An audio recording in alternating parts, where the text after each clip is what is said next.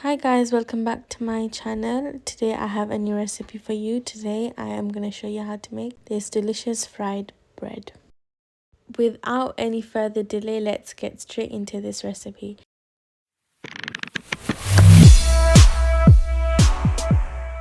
I'm going to start off with 200 milliliters of warm milk and I'm going to pour this into a mixing bowl. You need to ensure that your milk and the rest of your ingredients are at room temperature to allow the yeast to work well. Our next ingredient is 2 tablespoons of room temperature yogurt. You can use either full fat yogurt or Greek yogurt. Our next ingredient is 1 tablespoon of sugar, and along with this we have 1 tablespoon of dried yeast. Mix this well with a whisk or an electric whisk to ensure that your yeast is fully dissolved. We need it to be fully dissolved as we want our dough to rise and it to be nice and fluffy. So once that's mixed, we're going to add in 50 milliliters of vegetable oil. And this as well needs a good mix as we are mixing the oil with the milk. So make sure that you have all of your ingredients mixed well. After this is mixed, we are going to then crack in 1 room temperature egg. And we're going to make sure to beat this properly and mix this all with the rest of the mixture. This is a very delicious recipe, so make sure you try it for yourself and let me know how it was. So I have been whisking this for about 2 minutes, and once that's whisked well, I'm going to add in approximately 4.5 cups of plain flour. Use a whisk or a spatula to mix the flour with the rest of the ingredients until you start to form a dough. Once you see that you're starting to form a nice thick dough, you want to let go of your utensil and start to knead this together with your hands. So now, as you can see, I'm going to start to mix this together and incorporate all of the dry flour with the rest of the mixture until a nice smooth dough is formed. If your dough is too thick at this point, you might want to add in a tablespoon of oil, and if it's too thin, you might want to add in a tablespoon or 2 of flour. So we've got our dough nicely mixed together, and we're going to leave this to set at room temperature for about 40 minutes until it doubles in size or rises, as you can see it has done here. We're going to move to a clean surface and dust it lightly with some flour, and then take out our risen dough onto the surface. Using our clean hands, we're going to once again knead this together and bring it all together after it has risen. So as you can see here, our dough is nice and smooth. We have kneaded it well as there are no grains in it and it is thoroughly smooth.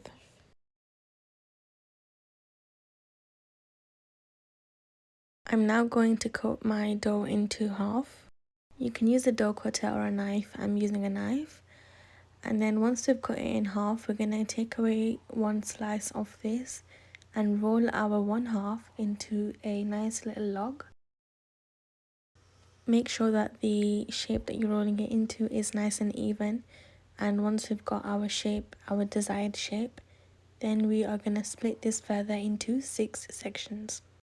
You can see here I'm marking them first with a knife as I want my balls to be nice and equal. And then just cutting along each line and we have our balls. So we want to roll each of these 6 individual balls into a nice round shape and set them aside. We split it into 6, so we have 6 equal balls. So now once we roll each and every one, I'm going to pop them into a plate on the side and let them sit for a bit. We are going to repeat the same process with the other half of the dough that we cut earlier, and then cut that into 6 further pieces and make ball shapes like this. So I'm just showing you here again how to make a ball shape, and then we have all of our balls formed and ready to shape. Once they have been sat there for about 10 minutes, we are going to then flour the surface again. Make sure you have a nice clean surface and dust it with some plain flour. I'm going to then flatten out 1 half of the ball with my fingers and push the rest of it towards the other side.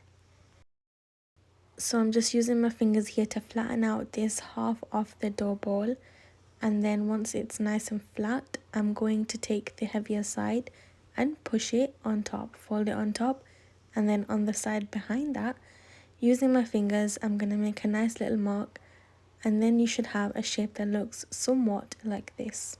So just keep these on the side and repeat the same with the rest of your dough. So as you can see, I'm again flattening out one half of the dough ball and then taking the other half, placing it on top and forming an indentation behind it. Repeat the same process with the remainder of your dough balls, and whilst this is happening, you want to heat up some oil in a large enough pan. Do this on a low flame and make sure you have enough oil inside the pan so that your dough can easily fry. Here we have our final shapes, so we are going to add these one by one in small quantities into the hot oil. The first batch of these that you put in, they will not automatically puff as they will in the second batch, as we want the oil to not be too warm, as otherwise they will not fully cook throughout the bun and will remain uncooked in the middle. They'll also get their colour on the outside but will be uncooked throughout. So occasionally you want to flip these. They will flip themselves by the warmth of the heat and the air that is being passed into the bun. With the help of a rounded spatula, just try to flip these around and let a nice colour come onto them. These have been cooking for about 7 minutes and I am ready to take them out on a nice clean paper towel. Once I'm taking them out, I'm also going to add new ones, and as you can see, as soon as I add this, it starts to puff up itself. Unlike the first batch that we did, as obviously the oil wasn't too warm then, otherwise our buns would have burnt. So I'm just going to repeat this with the remaining of the buns, and once these are all done, you want to let them cook nicely, evenly, don't rush them, and once they're all done, they should look something like this. That is it for today's recipe, guys. I'm really keen on you liking them. I really hope that you like this recipe and certainly wish for you to try it. If you look inside, it's really soft and nice. So make sure you try out this recipe. Let me know what you think of this and stay tuned to my channel for more recipes like these. Please make sure you subscribe and like my video and let me know in the comments how you found this. Until next time, guys, I'll see you soon. Goodbye.